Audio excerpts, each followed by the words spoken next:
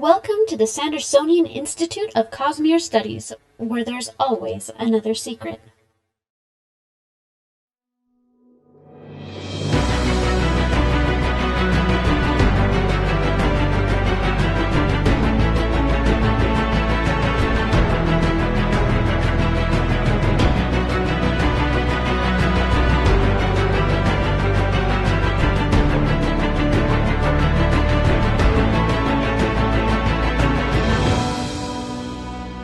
Welcome back, Sixers, to another episode of the Sandersonian Institute of Cosmere Studies. This is episode 168. Today is August 12th, 2024. I'm Bill, and I'm joined, as always, by my critical co-hosts, Amy and Jordan. Welcome. Hello. See, it's funny because it's a different meaning of critical. Exactly. Now, before we get started, we do want to remind you that the Sandersonian Institute of Cosmere Studies is not a spoiler-free podcast. That means that if there is something about the Cosmere that you haven't read and you're worried about hearing spoilers, you might want to go read those first, then come back and join the discussion.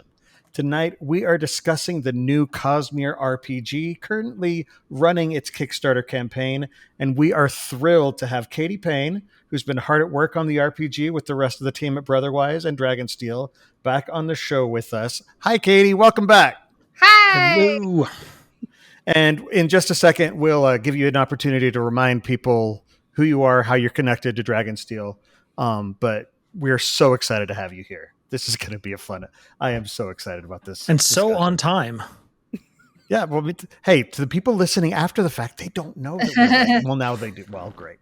Anyway, for those of you who listen to the podcast recordings or watch the videos on YouTube live and didn't know that we started late, we do want to remind you that it's possible for our listeners to interact with us live via chat as we record episodes at www.youtube.com/Cosmere Studies. We record episodes every other Monday night, starting at 7:30 p.m. Pacific Time, 10:30 p.m. Eastern Time, 20 minutes after that tonight. So please join us, take an active part of the discussion, and you will be able to then be in the peanut gallery as we are scrambling, trying to figure stuff out at the beginning of the show and afterwards. So it's a different type of entertainment. It is a different type of entertainment. It's for a sick and twisted mind, but you're listening to us. So, we just assume. The Sandersonian Institute of Cosmere Studies is made possible by the support of our listeners and patrons. The show will, of course, continue to be free, but if you want to help us out, you can head over to patreon.com/Cosmere Studies. Even pledging $1 or $2 per episode really helps us out as we continue to work to improve the show. Patrons get immediate access to our Discord channel where you can talk about the show and the Cosmere with a bunch of other amazing Cosmere fans. We've got a great community over there and some awesome discussions. You'll also get early access to bonus episodes, exclusive access to other bonus content, and other good stuff. So how are y'all doing? Good. Yeah? Katie's probably not that busy. No, she's probably just like right in the middle of vacation that time, I would guess. Oh man, I've just been recovering from Gen Con where everybody got sick. Oh gosh, Oh, no. Yeah, the con crud is real. The con crud, but then someone said, if you think you got con crud this year, what you really got was COVID. Because everybody's testing positive for COVID. And Of course. I got the con crud, but I didn't test, so I don't know. Don't ask questions to it you don't want to know the answers But to. everyone's otherwise, like on the Discord, it just says like little status. It goes con crud. Like we just all I am plagued. I wonder if the Dragonsteel guys got it. Probably. Yeah. No, but I want to get to Gen Con someday. I actually have a sister who lives close by, so it should be technically easier, but I've never made it yet. So you should take advantage of that because when we were there, it was one of the biggest. It was probably it's probably one of the biggest conventions in the United States. Oh yeah. Oh, absolutely. It's one of the two biggest board game conventions in the world. In the whole world, yeah. Yeah, because it's Gen Con and Essen are the two big ones. Yeah. What's the other one? Essen Spiel, which is in Essen, Germany. Oh man, because I've been to a lot of conventions. You know, growing up, I went to conventions. I went to anime conventions, but it took up the whole city. Like the Cult Stadium was part of the convention. Oh wow. Yeah. Well, I mean, like when it comes to releasing board games, I think each of those Essen and Gen Con have, if I'm remembering right, anywhere between 1,000 and 2,000 new games released each year, just at those conventions. Mm-hmm. Yeah, have you which is a big number. You should take advantage of that. It's really hard to even get there, find a hotel. Yeah, she's like an hour and a half drive from there, but still, it'd be, it's something. Yeah. So, it was awesome. It was so cool. Well, yeah, because there was that one, and then there was also the Misborn deck builder that was debuting. I remember. Yeah. So like this would have been the year I wanted to go. Yeah. Yeah, and the Stormlight RPG, it won. I didn't even know that was a thing. It won Gen Con. Which was really cool because you said, there's thousands of games. Yeah, that's not a small thing. No, and it means it's not just a game that's doing well. It's doing well right now because of fans devotedly buying it. Everyone should feel good that it's a good game. Gen Con's not going to give it because it's a brand. They're going to give it because it's a good game. Yeah, it's a good game on its own merit. I mean, that's huge, especially because it's a tabletop RPG, which, that's a kind of a niche when you're at a board game convention. Is it? Oh, yes. So does that mean there's a lot of competition, or what do you mean? Well, I mean, the audience for tabletop RPGs at board game conventions it's a smaller subsection. I mean, it's a big subsection, but it's not the full population. They're not all there for tabletop RPGs. A lot of them are there for card games or for deck builders or for, and TTRPG is a very specific mindset. So that's interesting. So you're saying it's not as broad of an interest. So for it to win overall, that's impressive. Yeah. And I've loved working with Brotherwise because I worked in gaming before this quite a bit, and I saw the people running companies and I saw them implement their ideas, and I know how hard it is to just be fun and creative enough to make a killer game. You're making a game, and seeing like Johnny and Chris, with the Misborn deck building game, and they're very proud of the game. They're like, yeah, I know it's Misborn, but it's also a really good game, and they invented it. Yeah, they hired a guy to do it, but I just think that's amazing that it's invented. It's a new game. It really is. And because it's so difficult when you're adapting actual, because you're not just making, okay, what's the best way to make this game? You're also having to say, okay, how do we represent the mechanics of this world? Right. Yeah. Right. Exactly.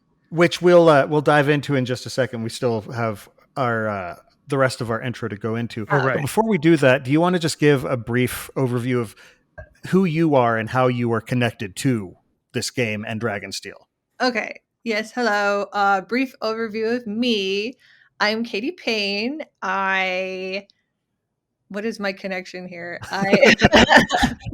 I mean, I've always worked. What is your title, or what? What? No, I'm the art director. I'm the art director on the Cosmere RPG. It's fun to say that when you couldn't say it for a year and a half. Are you having trouble switching back? It is. I want to say Stormlight RPG. Because it is. I've been working on Stormlight for a long time, and we've just barely, gotten our feet wet with Misborn. So for the first year, it really is just the Stormlight RPG. Yeah. So but I'm the art director. So okay. If you don't like the art, it's my fault, but I don't want to hear it. You also will like it, I promise. If they don't like the art, it's their fault. So, so that is a good attitude to have. Yeah. All right. Well, let's move into announcements. Jordan, how is our push to monetization going? I just realized I closed that entire window because I was trying to troubleshoot a bazillion things, and of course I closed that window. but that's okay because we can definitely just slowly but surely run out the clock and just continue to filibuster until I get to the window I need. And we are at 3,468 public watch hours, trying to get to that 4,000. So thanks to you, all of you who have been re-listening to the podcast. You're helping us out. So if we could just keep that up, we're getting there. We're getting there. So close. So close. All right. Well, then let's move on into the Cosmere Thing of the Week. So for this Cosmere Thing of the Week, I figured since we're talking about the RPG, we may as well stick with something topical. So I wanted to just push the Cosmere RPG character creator that they've got over on Demiplane right now. I've been playing around with that. Just it'll be free during the campaign, they said. Where you can just go in and essentially create a character that would fit within this setting. It'll have kind of the setup for, building your character from the ground up, choosing their background, their race, their early skills and stuff like that. And it's a really cool tool that they've got over there. Yeah, I tried it out. It's pretty intuitive. Yeah. If you have played other TTRPGs like D&D or Palladium or stuff like that, it will feel very, very familiar. It's not, I wouldn't call it derivative, but it's clearly inspired by a lot of other classic D20 systems. Yeah. So those are the kinds of so if you go over there, that you can set up your characters, see kind of what they've got built into this Stormlight phase of the RPG. Yeah. So it's definitely worth checking up over there. Again, that's Demiplane is the name of the virtual tabletop system. And the thing that I thought was really cool is they're doing a lot of virtual tabletop support. There's a lot of different systems that this will be compatible with, which I'm also excited about because a lot of my Cosmere friends are scattered to the various winds of the earth. So that'll be very nice to have that available. Okay. Moving into Sanderson news. The news is the RPG. It's live. Go check it out. The episode.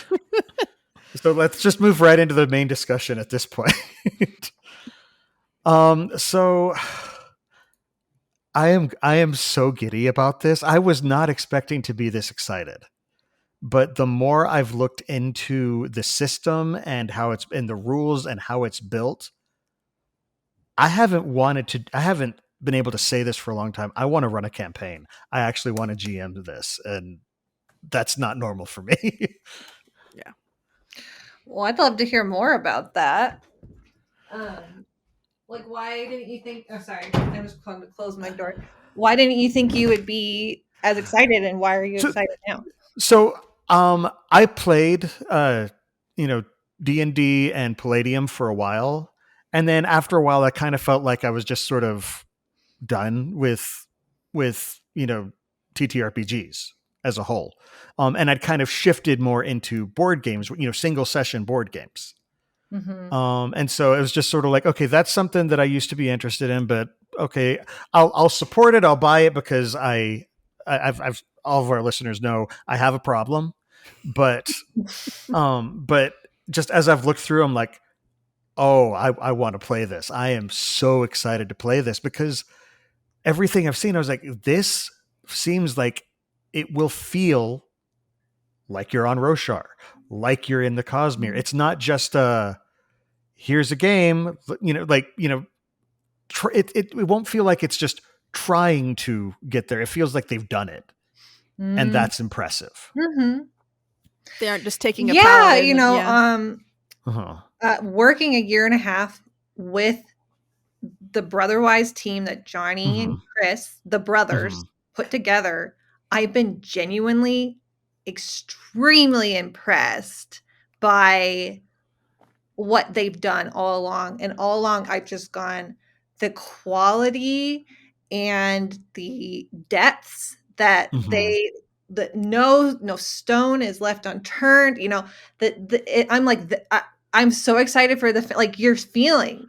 They're gonna look at this and go, "Oh, this isn't some shallow thing. Like this is as Cosmere as it can possibly be. This is as true to my fandom as it can be, because it is, and it has been. I've seen, and it's not just overnight. It's every day going 110 with everything."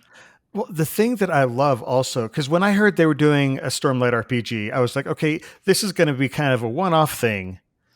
But as I've looked into it, it's like, no, this isn't just a one and done walking away. They are building a tabletop RPG, not empire, but like the way that D&D is built, and where it's living and it continues to evolve, and it's not just okay, here's our RPG, go play it, and you know, this is to shut up our fans who've been begging for it for so long. No, this is a labor of love, and this is something that is built to last.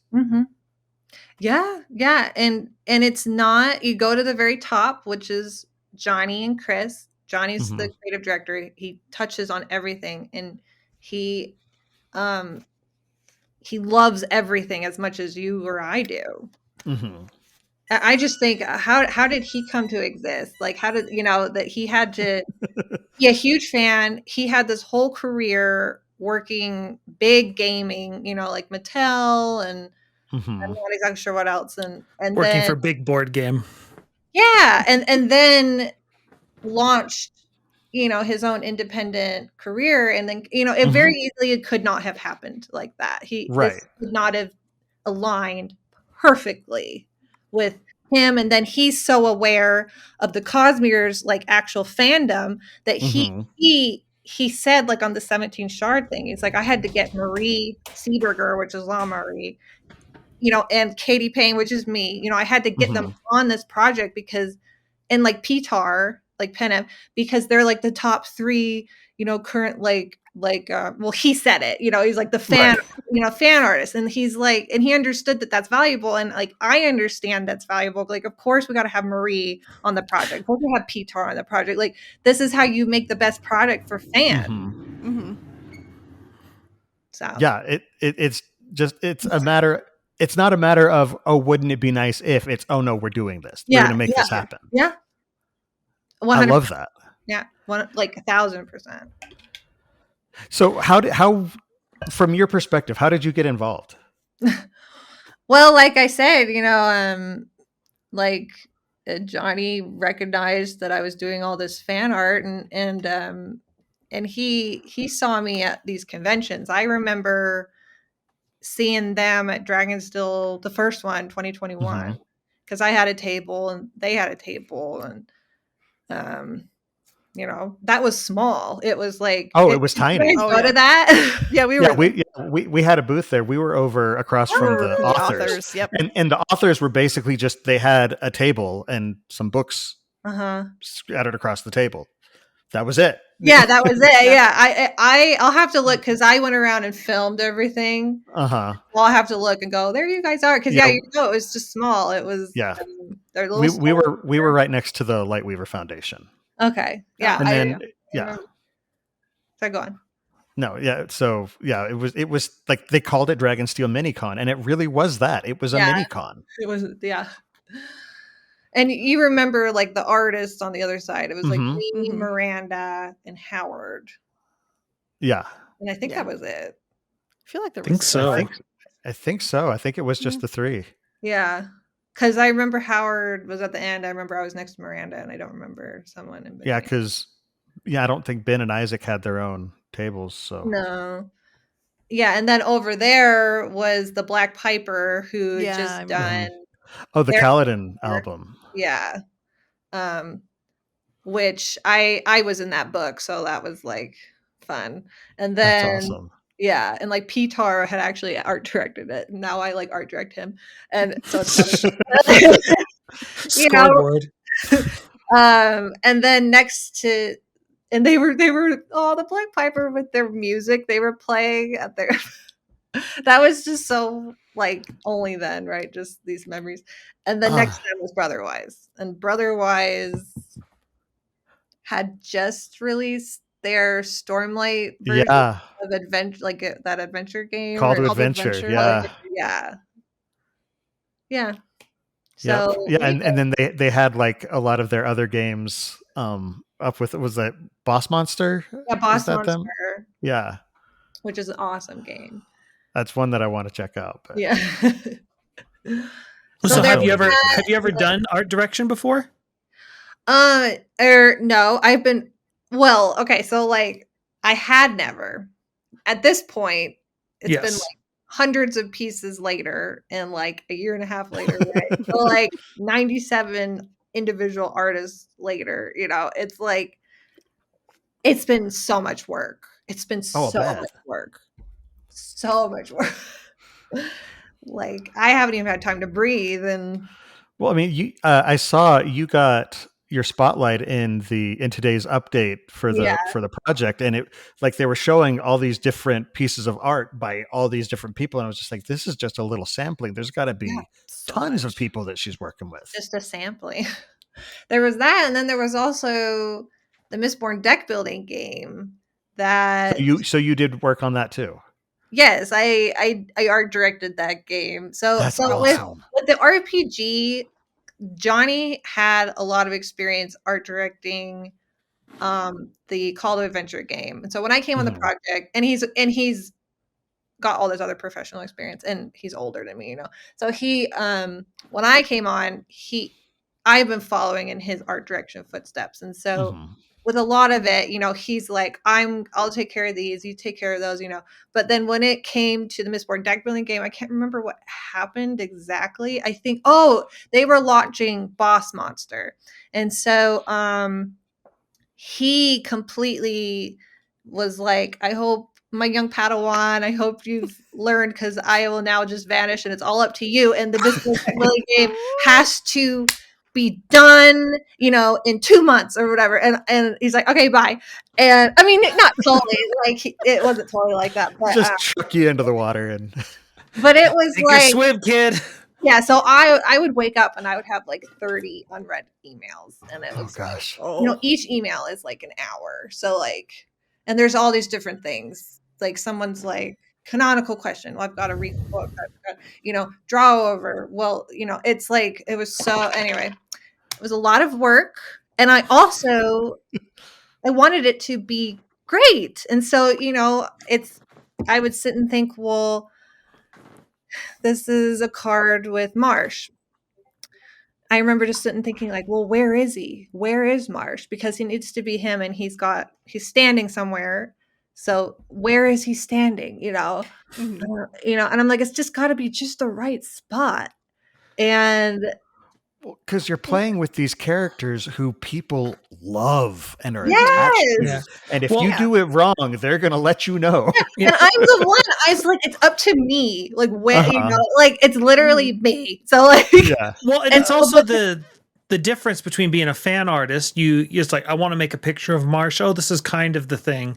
But when you're making when you're making something officially, it's like, okay, this has to be exactly right, because this is like the second level of like, it's not quite in Brandon's books, but it's the next level down in canonicity. But it's the same what I was doing with the fan art. It's the same level of energy, and I think that's why I was chosen as the art director, because like that was the type of energy I was bringing to it.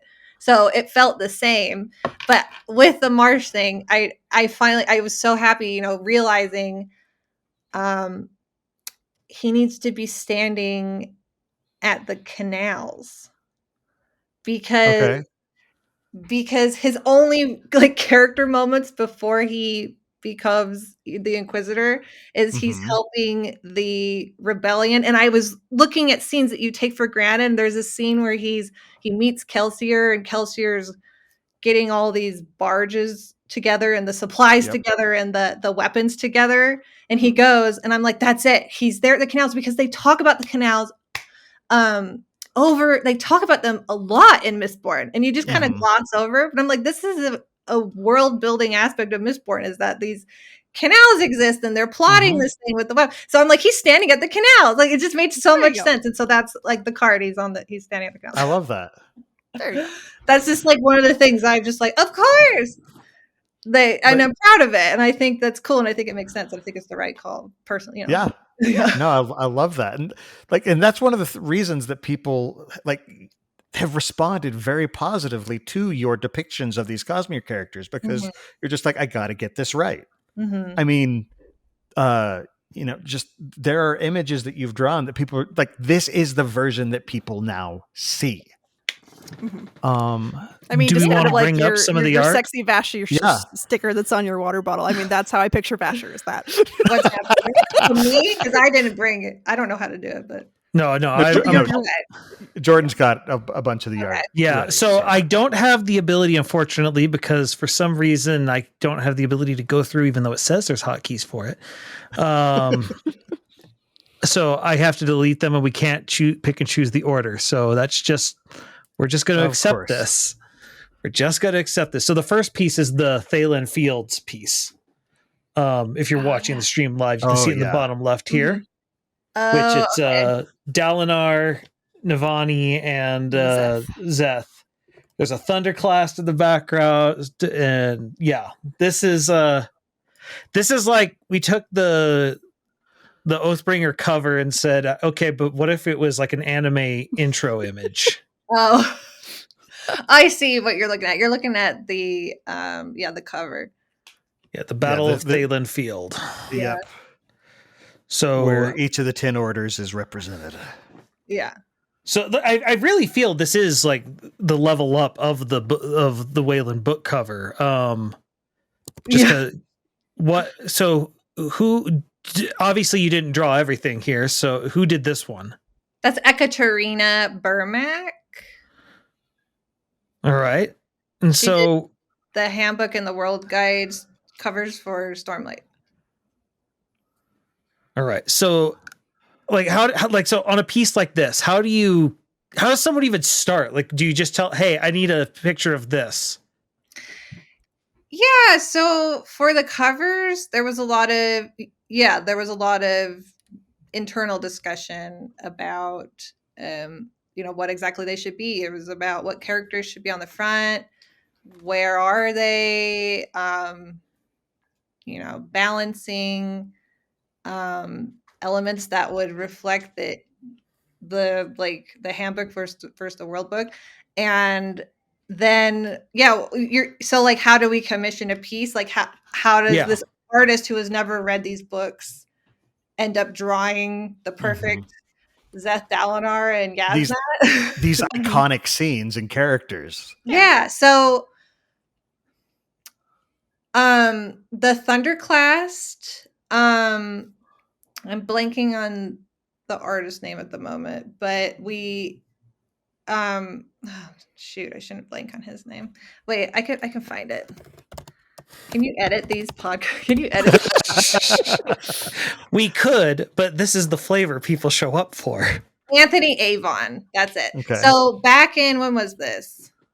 Gosh, it was last year sometime. We commissioned the Thunderclast, and that was a canonical, and everything is canonical, right? So like every week we have a meeting with Dragonsteel, which is like Isaac Stewart and Ben McSweeney, and we show them, we say, hey, this is what we've been working on, like, can you just let us know how canonical this is?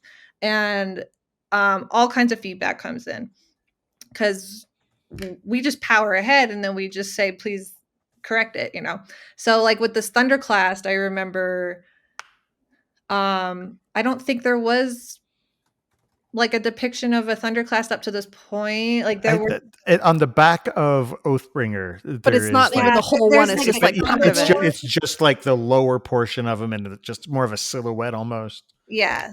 So nothing as clear as this. So on my computer, I'm looking at the Thunderclast we commissioned from Anthony Avon, and I remember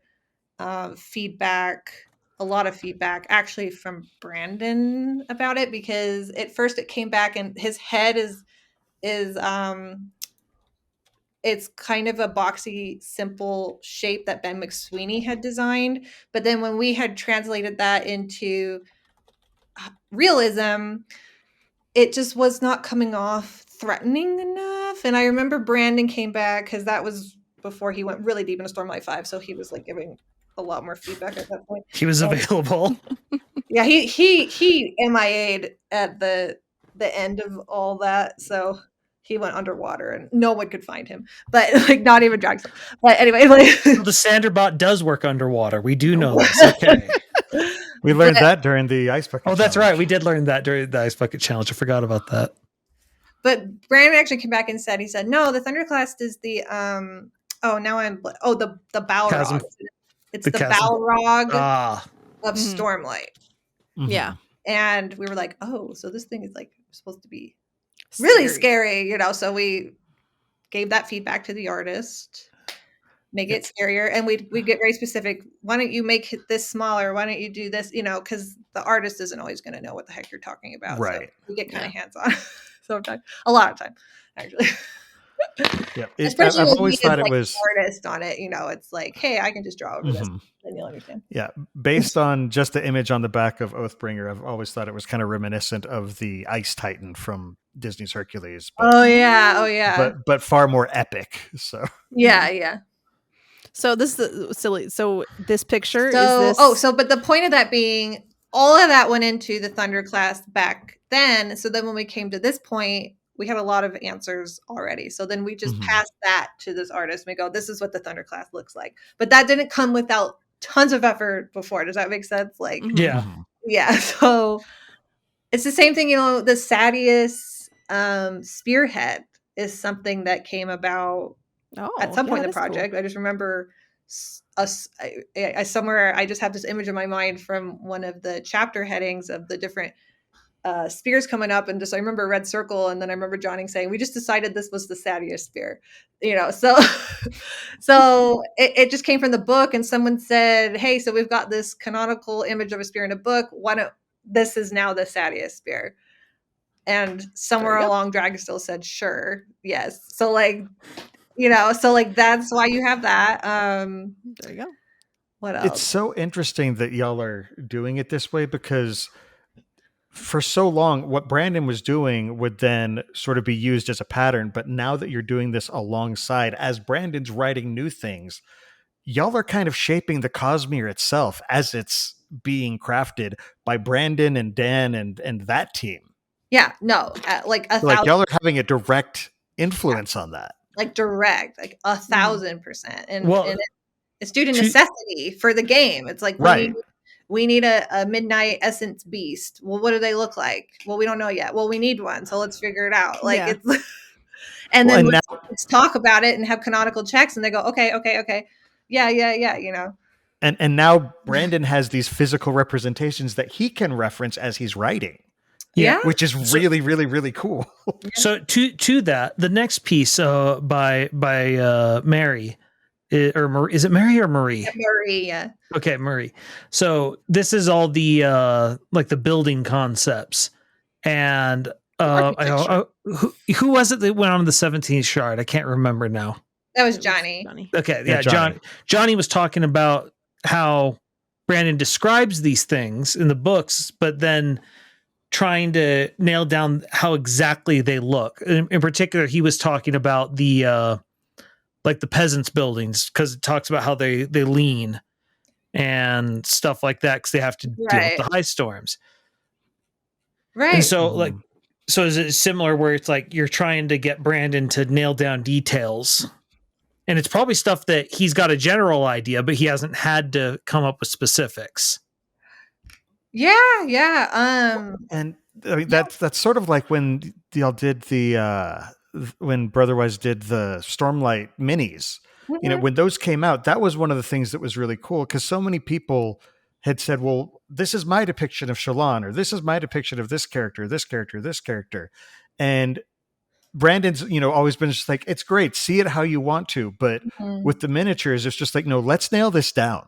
Let's actually have an official depiction, a canonical depiction. And that's now bled into this.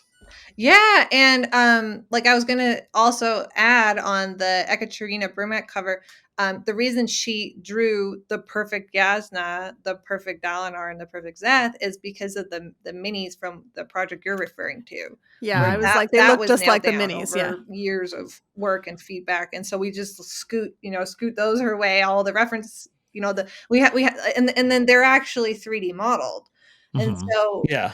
we go, it's Dalinar, his face is, it gets very difficult, and the feedback is down to very specific things, as if like, okay, Dalinar's face is at this angle, and the way that you drew his nose, and like, it sounds like, oh, who cares? Oh, it matters so much, and this is like finicky stuff that you have to care and stress about. His nose is just not quite right, the shape, it's just not looking like Dalinar's nose. And so it's like, what do? Well, we just take the 3D model and we pose it, and we just pose it the same way, and then you pass that to the artist. I can't even tell you how valuable those minis are for stuff like that.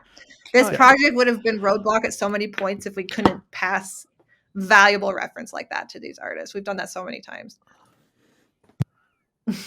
Yeah, it's so cool just because this is the kind of thing that people have been wanting it for years, but it wouldn't have been possible. And there are so many different pieces that have had to, I don't, I'm not even going to say fall into place, but be put into place before this could happen. Exactly. Yeah. It's a lot of pieces in place. Yeah. I'm so excited. So, this is obviously pivoting a bit away from like your area. So have you done any of the playtesting for it and stuff? So the playtesting, people on the team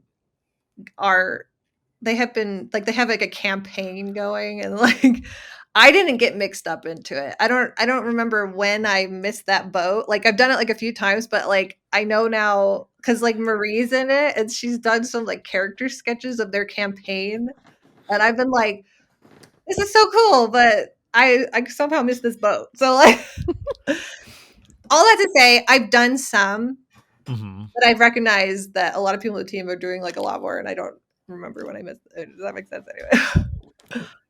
Yeah, but it's fine because I'm kind of embarrassed. Like, I think I was just kind of like, I don't want to, because like, I get really embarrassed with the RPG stuff. Well, the nice thing with a lot of you have to be so, okay, Katie, it's your turn. What do you say? I'm just like, So a good GM will not push you past, right? Like, it's a lot of, it's like acting, it's like improvisation. So having played RPGs for a while, you don't have to do that. You can very much. There have been times I'm like, I don't have the mental energy, or I'm not savvy enough, or sexy enough, or whatever else to actually do the natural 20 roll for that. And so I sit there and go, I use this kind of persuasion-y thing, and then the DM or the GM will be like, okay, they'll either say a little bit more about it or be like, okay, you persuaded them and this is their response. So a good GM or DM will not force you to do as much more acting than you want to do. So that is a good thing. One of the hardest questions that I still don't have an answer to is when you're playing a game, because I love playing like the witty characters, the super smart characters, stuff like that. And I'm like, how do you role play someone who's smarter than you are? Oh yeah. Yeah. That's funny. I don't know. All that stuff is really fun to watch people do and get into. So I can role play someone who's stronger than I am, but I can't role play someone who's smarter than I am easily. Yeah. That's funny. So I did do a little bit of the playtesting. I didn't do as much as I could have, but I really enjoyed the game. I struggle with understanding new rules, and so I got lucky that I had Jofflu. Amy's camera has been frozen, and I don't know why. At least you can hear me, right? Wait, is she speaking? Yes. Okay. These are the technical difficulties we were talking about. Oh. Shoot. Sorry if I was talking over you, Amy. No, it's fine. I probably was. So, Amy, you were in Jofflu's group? Yeah, I was in a group with Jofflu. And so like he made a cheat sheet for making characters, which was really nice because that's always something I struggle with doing is like, okay, I've got to learn a new system. and learn how to make a character, because we didn't have demi-plane at the time. It was kind of just Right. you have the rough rules, and that sometimes they had like some things highlighted or written in red that they were going to change or they needed to tweak or other things like that. And so it was like, okay, so how does that work? And kind of figuring out how the different rules worked and things. But overall, it's a really good system. I mean, the only thing that we really kind of complained about was we wanted to be more buff radiance faster, which is a very fair thing, that you don't want to have your radiant characters OP compared to everybody else. So, yeah. Yeah. Might be a good time for a break. Yeah, this might be a good time for a break. We're having some technical difficulties, and we're at a good starting point. So I feel so. Did I talk over her? Or did she say something? You didn't. No, it's no, it wasn't that bad. You really didn't. Okay. So, all right, but yeah, what a we'll weird. be back in... We've never had it where it's only one person can't hear the other. That is new. Yeah. Yeah. So we'll be back in just a bit. And we're back. Oh, technical difficulties are fun, aren't they? So are there any, speaking of technical difficulties, have there been any fun stories of just like, oh, we got to get this figured out. This is not working the way we were expecting. Obviously, I don't want you to embarrass anyone or say anything you're not supposed to, but just, you know. Oh, you're talking about the RPG? Because I was thinking with the RPG. How on the last part of the stream, I didn't know anything because of a technical difficulty. It's fine. And I promise I was not ignoring you. I know. Yeah. So Katie, for a good amount of time, couldn't hear Amy, and we don't know why, but it's working now. They can hear each other. They've made up. They're wonderful friends. They're going to be best friends forever now. Yeah. So Amy's awesome. I've known her for like years now. Mm-hmm. It's true. She's an amazing shapeshifter. I'm the shapeshifter that comes to yeah, her booth. She is always like every day. Yeah, you're like, hey, and I'm like, wait, I don't know you. Then you're like, well, I just did a new cosplay, and I'm like, oh, it's so confusing from my perspective. She did that to me, and I've known her since college. Hey, Amy's our resident Chondra. Just like. I guess that's what I got to do some other time. The next Misborn book that comes out, I got to dress up as a Chondra somehow. There we go. Well, okay. Speaking of Misborn, I wanted to talk about one of these images here. Let's see. Yeah, because again, this was the big surprise. This is not just the Stormlight RPG. This is the Cosmere RPG, and Misborn is the next sort of expansion that we're getting. Yeah. So I want to talk about this piece of art here. It's just black and white, and it's clearly concept art for Era 2. I mostly want to talk about the girl who's in the flapper Mistborn dress. What? Yes. Where is this art at? That's on the live stream right now. Well, no, I mean, but in the thingy, where is it? In the thingy. In the Kickstarter. Well, I pulled this from the 17th Shard interview. Okay, that's why I didn't see it. No, it's a bunch of concept art for things in Era 2, and she's clearly some sort of steel pusher because she's sort of floating, and she's wearing a Mistborn flapper dress. Oh man, that's pretty. A mist skirt. So she is. That's a dress, not a skirt. She is the mastermind. I believe that was correct. Yeah, I'm looking at my email chain. Mastermind. Let's see. Mastermind, the investigator, the grifter. Which is the one on the far right. Yeah, the grifter and the gunslinger. Are these the different heroic paths? Yeah. For Misborn? Okay. Yeah, the Misborn flapper dress is very fun. How did that come up? Who came up with that? That was Johnny. That was like his major, like, I have the coolest idea. Oh no. This is a terrible thing and a wonderful thing. Now I want to make it. Of course you do. Oh no. Yeah. Because you also have a problem. Yeah, it's really fun, really cool. Oh man. I could figure that out. I could. Oh no, don't do it right now. Don't do it right now. I don't know in that one, but in the color, because there's colored versions of these that Johnny didn't share. But in the colored one, she's got the Marewill flower. And I think that's something she added after the sketch. Oh man. Now, are we talking a Marigold flower or like the ghost or just blood the picture symbol? of it? Like that's like the actual flower. Okay. Yeah, like in her hair. It's Oh man. Yeah. Dang it. I had my costumes mostly planned and now it's all gone. And yet. Oh, here we go. I have a single costume plan for Dragonsteel Nexus. It's not a complex one, but it's one I'm excited about. And that's all I'll say about it. I look forward to it. No, so sorry. I forgot. I wanted to ask Avi this question because she did do the play test. So one of the big features that they talked about was the plot die. Mm-hmm. How did that play out? So we didn't end up using it a ton just because our GM was figuring out what was going on. But generally it felt, I don't want to like cheapen it, but I kind of made it equivalent to is sort of like getting advantage on things.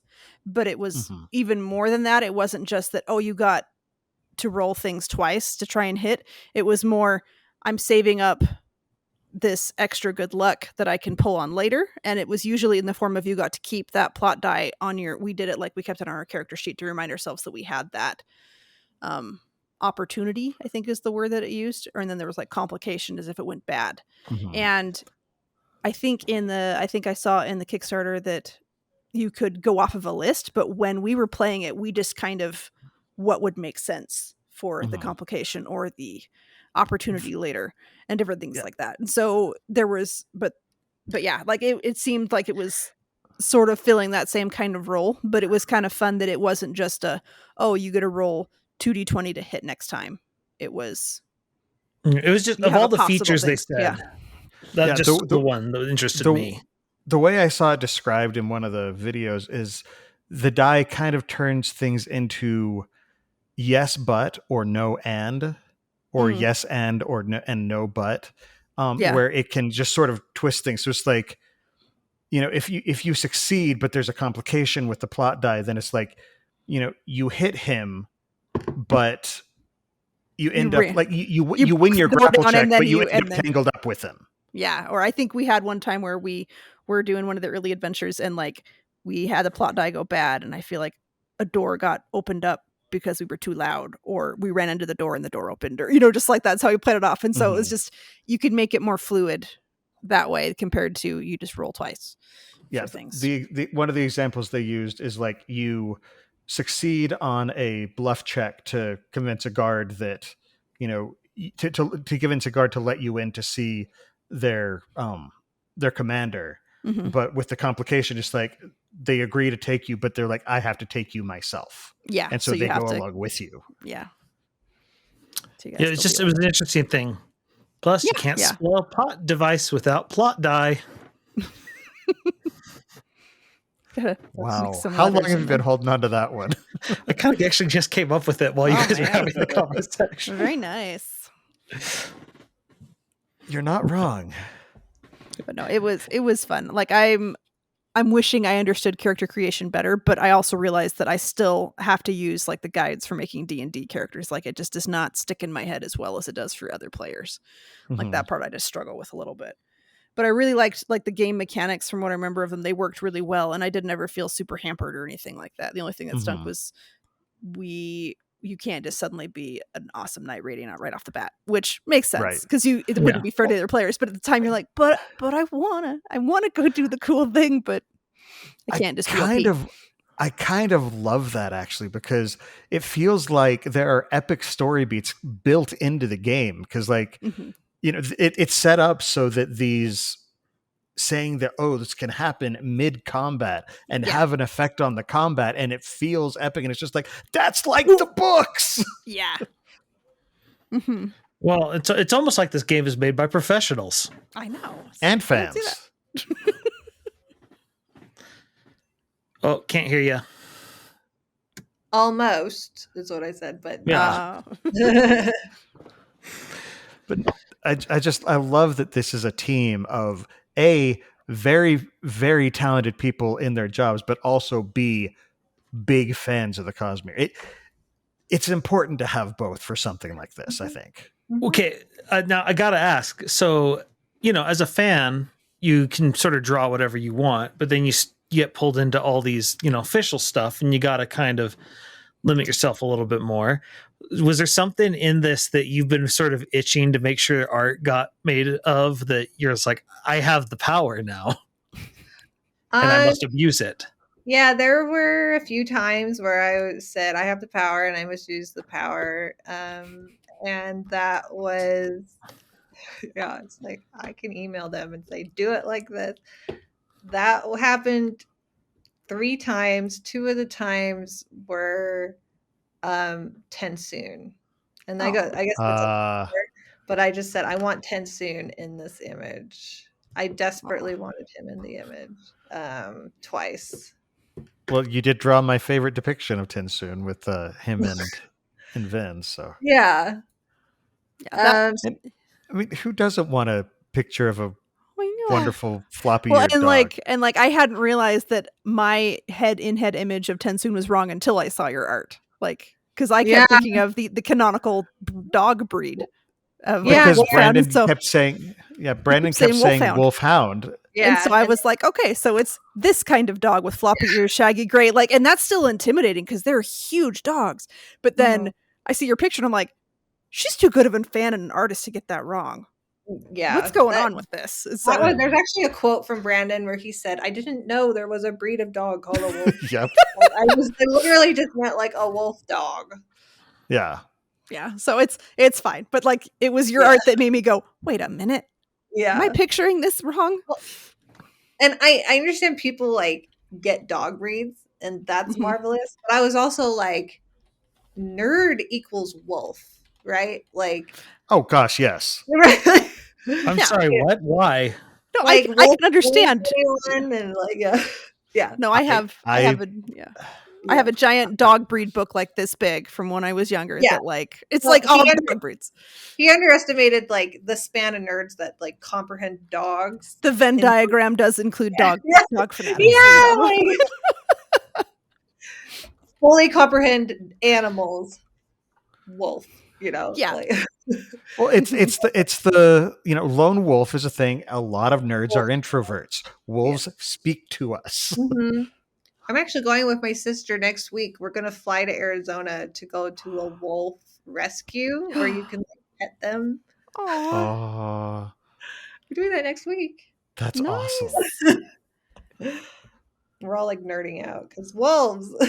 No, I went to the Yellowstone park or whatever where they have the bears that they use for the bear bait testing things, and the bear can can they break open the thing, as well as they had a wolf pack or 2 in there, and that was really cool because it was really you couldn't go in with the wolves, but you could see them really close through the glass. Oh, that's really cool. Oh, that's cool. Okay, so I've got a question about is there something that may not necessarily have been emphasized yet that you think, oh, they've got to take a look at this. They've got to notice this. This is worth checking out. Okay. I'm not asking you to reveal anything that you're not allowed to. But yes. Well, I forgot if you want to, we'll allow it. Two of the things was Tensoon, and then the other thing was Lip's shard fork. Yes. Where I had the power, and She's getting the shard fork. I get to draw the shard fork. Yeah. Yeah. Well, I just said to the artist, draw this. Lift. This is a fabulous opportunity for a shard fork. And they're like, no, they don't speak English and they've never read the books. And they just I'm very sorry. I'm not sure I understood your email. That is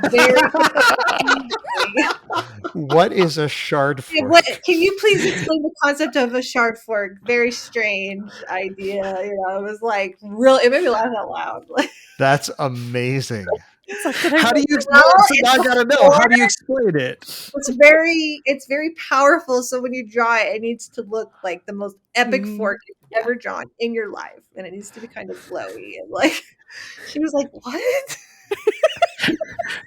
Trust me, it just makes sense. After drawovers, I just went, okay, and I just took her thing and I just drew this fork, and I made it all marvelous, and I put all these marvelous references, and I was like this, and she was like, okay, I'm just gonna do it just like that, Please tell me the first time afterwards you said sent it back, you're like, I need it to look more awesome, and just giggled to yourself. Yeah, yeah.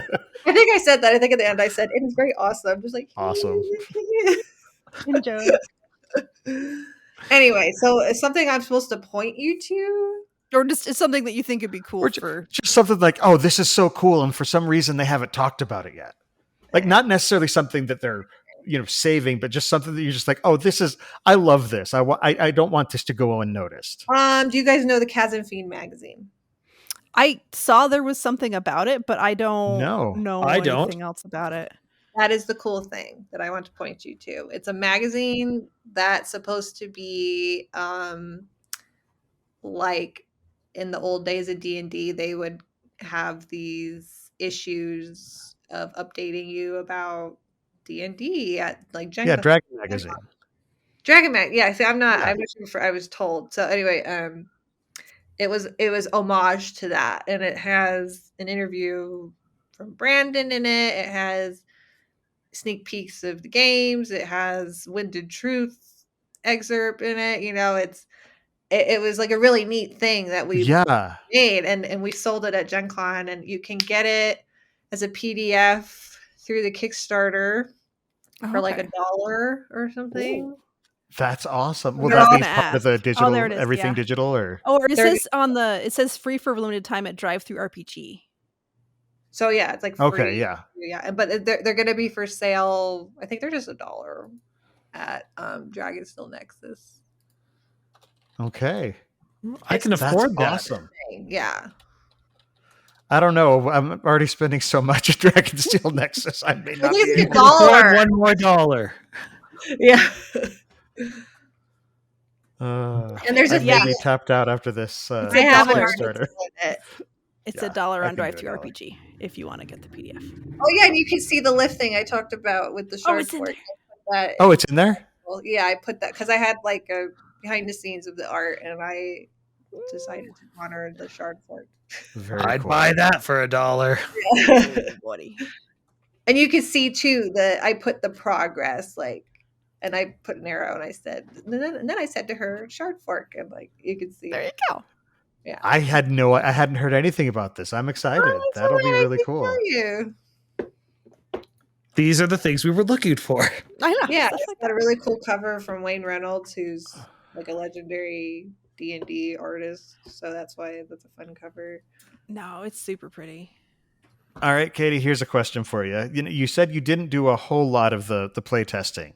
No. But when and if you end up playing in an actual campaign, what kind of character do you want to build?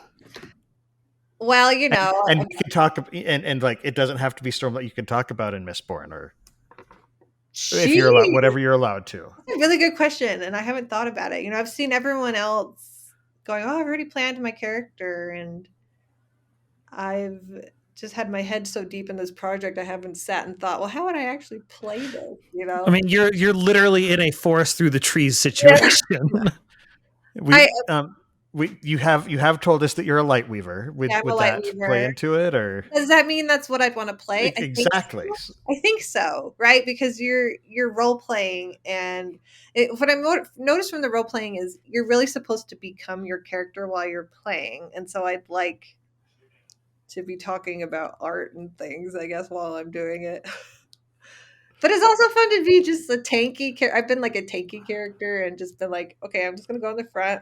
I have a lot of health, and I'm just gonna swing my shard blade around. Your shard fork.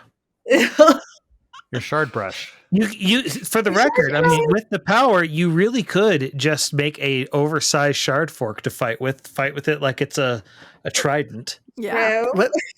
Let's actually even open it up more. Like, we're not even saying within the confines of the system now, but like anything in the Cosmere, if you could have one of them as something you're role playing, like a painter from Yumi and the Nightmare Painter, or an Elantrian, or somebody with an AVR. Is there any character that you're just like, I want to play that? Oh, I would want to be an Awakener because they see all the pretty colors, and and I also think Awakening is broken. Oh, it's so broken. It's awesome, yeah. I mean, you can see all the pretty colors now, just not with anything that's family friendly. Yeah. But to be fair, the way Brandon builds his magic systems, a lot of them can actually become very, very broken if handled properly. I think the breath thing just can get out of control, right? Well, it's so much investiture. Yeah. And you could just accumulate it and then make And One then at bring- a and then- certain and- point, you're functionally ageless. Oh, I would want to get to some point in an RPG, being an awakener, that I could make some companion to Nightblood, like something just perfect where you go, oh, that fits. Dayskin. No, What's that? Dayskin? no, instead of Nightblood. Nightblood. Oh, But it sounds like something a serial killer would have. oh, yeah. Yeah. Oh, Nightblood Dayskin. Sorry, it was a really bad joke. Oh, Days. That sounds gross. I didn't. Yeah. I didn't. We're on a Cosmere watch list now. Thanks, Bill. Way to go, Bill. That means Brandon knows our names, right? Well, he already knows our names, and it was because we were kind of on a watch list. Anyway, It wasn't a watch list; it was a cease and desist. Very nice. We've talked about that. We used the Cosmere symbol in our logo when we first started the podcast, and we were contacted by lawyers. But that's how we first got in touch with Kara. So yeah, that worked out. it worked out very well. Our inadvertent plagiarism really played out well for us. Give us a goodie bag of things to give away. Yeah. Oh, that's No, they were actually very, very, very. What It was year? kind of cease and desist letter I've ever seen. It was 2020? 2018 or so, 2017, Yeah. 2018. Forever ago. That's cute. Oh, man. Yeah. That was So. back when Arcanum Unbounded came out and Oathbringer. Yep. Yeah. Yeah. There was a copy of Arcanum Unbounded in the Oh, bag, I believe. I freaking love that era. And then after I make my companion to Nightblood, I somehow want to roleplay and become a shard. So you want to That's a ascend. That's I a want long you to campaign. So you are ambitious. Yeah, that's my RPG goals. Okay, then. I gotta make sure I tell Johnny we gotta make that like something you can do. Like for these are like your epic Destiny campaign things. Yeah, yeah. I want to Yeah, share. well, you need to find yourself a DM who's In for the long game. yeah. Johnny said he's been doing some Star Wars game for like 20 years. They do exist. Wow. There are Yeah. people who You can do that, yeah. I am not one of them. As much as I would love to be. Wait, but then the question is, what shard would I be? I'll have to think about that. Next podcast, I'll know. For virtuosity. Virtuosity. If you're an artist, I mean, Oh, yeah. Yeah. I was thinking. Oh, wait. she's like, I was thinking Odium or Right. Ruin. So I've been. Johnny's always like, don't reveal too much, but he's like, it's okay if it's like blurry on camera. Oh, But these, I grabbed these from Gen Con. These were the Shards of Creation cards, and I have been doing the art for them. Mhm. So He was Cool. talking about that. He said you'd done like art for Odium. yeah.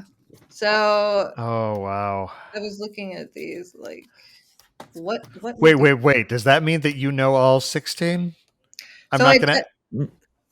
Don't tell us what we shouldn't know, but we've only kind of dipped our toes into number 16. and the card game only has right now 8. Okay.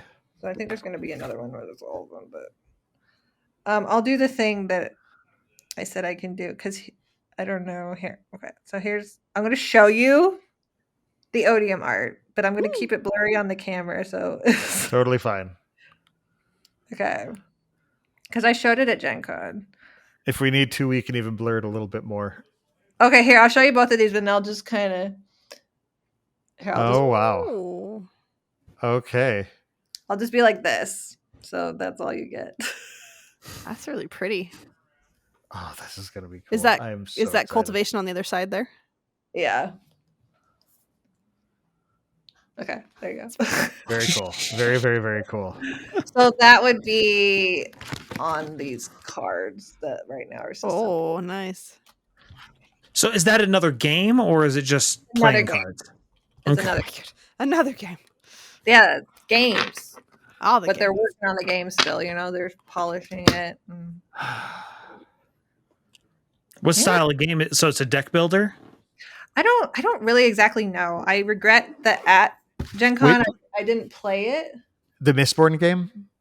No. Or what this builder. What's it called? Shards of Creation? Yeah, this is like a third game. Very cool. You're not hearing much about right now because it's so far off and it's not polished. But this was at Gen Con as there were people playing it. No. Which I was surprised. That's so cool. Oh, I'm excited. Yeah, it looks fun. I was reading it like, okay. No, Brotherwise has been very, like, just as a fan and as a board game enthusiast, I have been very pleased with Brotherwise and how they've handled this license. And now partnership. Yeah. There's a lot. I fully endorse that as someone that's been talking to them every day for a year and a half. Like, if I was just a witness and that was it, I would be like, there's a lot. Like, they're really on top of it. No, I need to have a good chat with Johnny at Dragonsteel Nexus if possible, because I've seen him at the past few and had a brief chat with him, but of course at the last one everyone is coming around looking because they had the prototypes for the minis and everybody wanted to see those. So. Oh yeah. Oh, so CJ is putting up some details about that game. So he says this is a trick-taking, or this is Cosmere Quandaries. This is a trick-taking game. Each shard has a different theme / rule impact for how to win the tricks. Trick-taking games are fun. That's going to be hard. So for listeners who aren't aware, trick-taking games are games like Hearts or Spades or Bridge, games where you basically have a round where everyone plays a card and then one person wins that trick. So. Okay. And then you keep playing until the deck's gone. So it looks really accessible.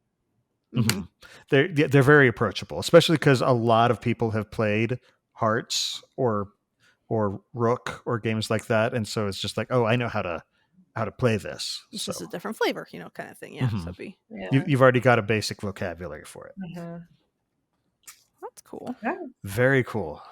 And apparently it's going to be gorgeous. So. I do it right. You have seriously done some amazing work with this. This game, this RPG, these books are stunning. Like, thank you. That's my goal. Like, I mean, that there are a lot of tabletop RPGs out there at this point, and some of them are kind of sketchy, and others are really, really nice. This is like top tier. Visually, like it's absolutely gorgeous. I'm so excited to get these and have these on my shelf and to play with them. So. Yeah. Like there's a lot. I have a lot of Palladium / Rifts books, and there's some books that you're like, I have it for the rules, not for the art, because the art on it is so bad, and you can tell that they didn't direct the artists very well, and so the artists have stuff that you're like, that's not at all fitting with the series, and stuff. But this is and they. Because they did it that way, they're able to sell for much cheaper than most TTRPGs. But this is clearly something like, this is high quality. Yeah. This is something that a Cosmere fan is going to say, "Ooh, I want this on my shelf," and a tabletop RPG fan is going to say, "Ooh, I want this on my shelf," and they're going to want to dig into the lore because the game is so cool. Yeah. Well, and the stats are like, and this obviously. We're talking more about the art, but just how it's built, it's so much crunchier than what I'm used to for these types of adaptations. I love the fact that the stats are based around the romantic theory, because you have 2 of them that are physical, 2 of them that are cognitive, and 2 of them that are spiritual. That's brilliant. That's absolutely brilliant. Yep, I have an old character sheet right over here. Actually, it's been sitting here. That's my Pure Laker Edge Dancer, who I named Kiki, but her full name is Apaliki Kahini Nami. And I have no idea if that's an actual word or not, but it's fun. So That's funny. That's awesome. Mhm. That's fun. No, this is very good work. I mean, and look, the Kickstarter is going gangbusters, so you don't need us to tell you that, but I mean, what hit its goal in like 10 minutes or whatever. Well, what you know, that's the Sanderson effect. But where I've been really happy with it is online, seeing the comments where someone went, "Whoa, I just like Bill was saying, like I just realized this about the game, and now I'm gonna up my back tier because I really, you just feel differently about it. Like, like." You feel and see the quality all of a sudden. People are seeing that. People came up to Johnny at Gen Con and were like, I've been really amazed talking to your team and seeing how much passion there actually is for the franchise itself. That's the stuff is like, and so that's why I'm going to back it. That's the stuff that's made me feel really happy and proud. Yeah, I was gonna back this anyway, but then just seeing what it is, I'm just like, okay, I am all in. Yeah. Yeah, I need to get a job so I can finally afford this. So what do you know what the plans are for? Is all of this stuff going to be sold in stores later or on the Brotherwise website later, or? So I'm not fully aware of all the schematics of what, because it's, obviously like the world book and the handbook will be available, but when you're getting the collector's tier, there's all that stuff in there. There's like Bridge 9 and there's miniatures and the level 0, like, and so all those, when you get smaller, I don't know if it's going to be available always. I just don't know. And I think part of that just depends on how popular it is. And of course, then they do have the retailer tier in the Kickstarter where retail stores can get multiple copies of it to put in their shops. Yeah. The bigger books will always be available because this is a long haul game, like you're saying. It's the Cosmere RPG. I mean, eventually there will be a Yumi book. Like, years down the line, but the year we do that is probably be 2030 something. But oh man, is that ever daunting to think of stuff like that where you're like, I'm plugged into this for a long time? Yeah, I don't know exactly. I can't sit here and say how long I specifically will be plugged in because I don't know. My career's gone all over, but we'll see how it goes. But that's the cool thing is that, this started as fan art for you. Yeah. And now it's turned into a career. Yeah. I mean, it's looking like that, but yeah, we'll see. We'll see. There's other cool things out there, where some people have said, after this comes out and it's so successful, like you could go to Netflix and you could, so like, we'll see. Who knows? Oh yeah. Someone said that. I don't know. It's just been on the back of my mind. So I'm like, well, that sounds fun too. And that's the thing is suddenly your name is out there. Yeah. That's really cool. We'll see. And she's gone. So sorry, my cat was begging to come inside. No worries. She just thought like, I'm just gonna go to Netflix, see what happens. I'm gonna go see him. That'll be fine. Oh man, I am so excited. I've said that multiple times. I feel like a broken record at this point. I am freaking out, and it's going to be a year before we get this, before we get these physical deliveries, before we get the first set of physical, and then another year before we get Misborn. So, oh, I'm so excited. And I'm still here working on it. It's yeah. Fun, so. And that's the frustrating thing about Kickstarters. It's just like, but I'm hyped now. I want it now. Yeah, I remember that when people were just like, "Oh man, are we going to get like an art book? You know, like we just want a world art book." Like that's all they thought they were going to maybe get, and then we get this. So it's a huge step up from that. Yeah, this is how Brandon do. Like we've kept saying, the world book is the art book. The handbook is the art book too. Mm-hmm. There's so much gorgeous art in the handbook. Like I don't think I can just say the world book is it. But I think what they're saying is the world book is the coffee table book. That people who aren't even necessarily interested in the RPG knew the art that's only in the handbook. It's I believe you. Stuff, and it's only I'm like it's just as much of a coffee table book. Mm-hmm. So I gotta know how much fun is it to be on this side of a Brandon reveal?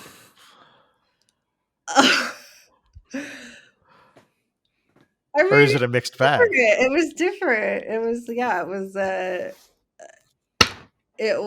an NDA that if I shared, I would be in huge trouble. That's a lot of pressure, and it was weird. You know, at the panel, people would say, "Well, do you have plans to extend this into the whole RPG?" And you just sit there like who knows? I want to tell you, you know, I want to. But I can't. And it was weird. Mm-hmm. I felt bad for people. I just wanted to tell people. And I mean, if you say like I can't tell you, then it's going to make them think that, you know, everything. So you're like, how do you answer and not? Like, oh, you never know if this thing does well. What are you talking about? It's built in. You say RAFO. Yeah. And RAFO just means I'm not going to answer your question. It doesn't mean, you know, like it has several meanings, Brandon. Yeah. I'm not allowed to say. But RAFO is basically like, yes. Not really. He's RAFO. No. Really weird. Not with Brandon. But if someone was like, is it going to be a Cosmere? You're just like, a RAFO. People would be like, what? So yes. Yeah. Like the answer is yes. Yeah. He does it. You're just following his example. Anyway. Yeah. Oh. Play and find out. Yeah. Possible. All right. Well, we should probably start wrapping up. But Katie, thank you so much for being on. This has been a fun conversation. Yeah.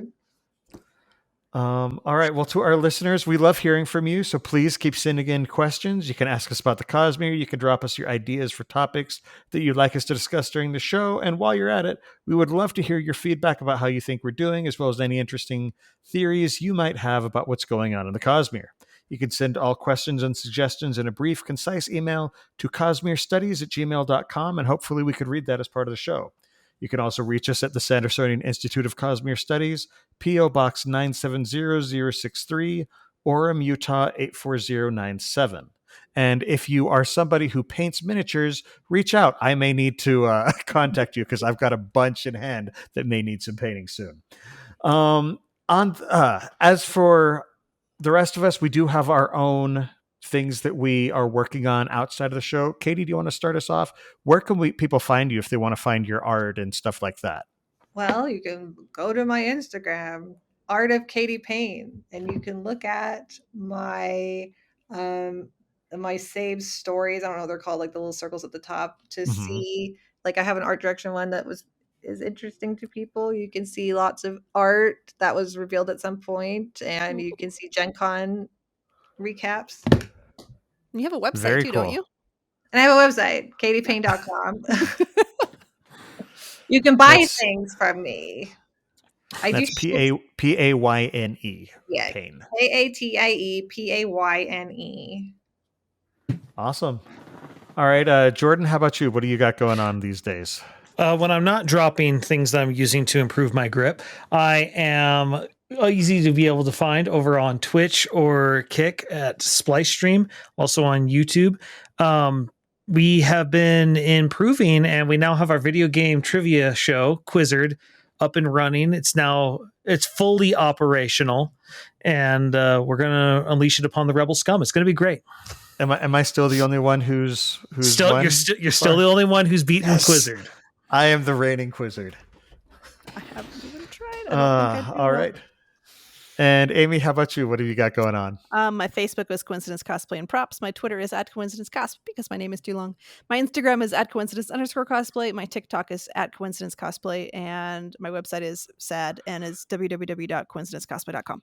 I am still terrible at posting things, but I keep being determined to do better at it. I think I just have to accept that I'm not going to get all my backlog updated or up on there in a timely manner, and just have to actually start posting what I'm actually working on. What is the most important post, Amy?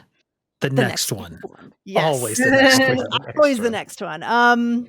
But no, I'm currently working on finishing up my biker scout from Star Wars. So I did an exchange with a guy in my local garrison, and he did most of my armor.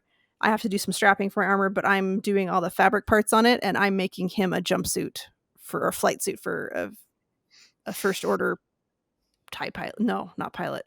Some kind of other thing for him, and he's doing the armor for me. So I'm doing that. Cool. So I'm going to be working on biker scout stuff. That's what I've been doing recently. Awesome. As for me, the only other project I've got going on publicly right now is a podcast that Jordan has put together that I'm working on with him and some of our college buddies. It's called I Think We Overleveled. It's basically a bunch of middle-aged nerds talking about video games and how things used to be back in the day and how kids today don't understand what it was like. And we're griping and grousing and talking about what the things that we love. It's great. So you also definitely check it out over on Jordan's YouTube at youtube.com/splicestream. We do that Wednesday nights at the same time as we record this podcast, 7:30 p.m.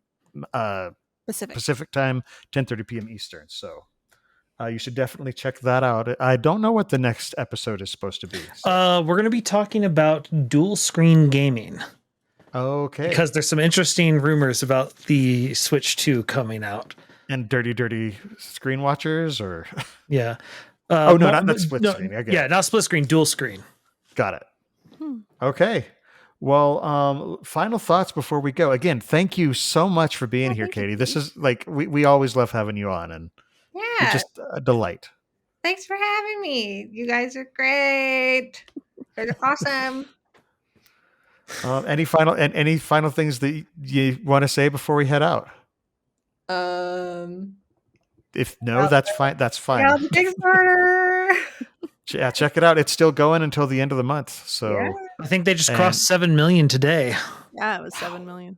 Yes. I know that it was like the second biggest tabletop RPG Kickstarter.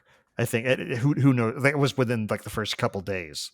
So I think it broke a record for the first day, and there's Frosthaven and the Avatar RPG.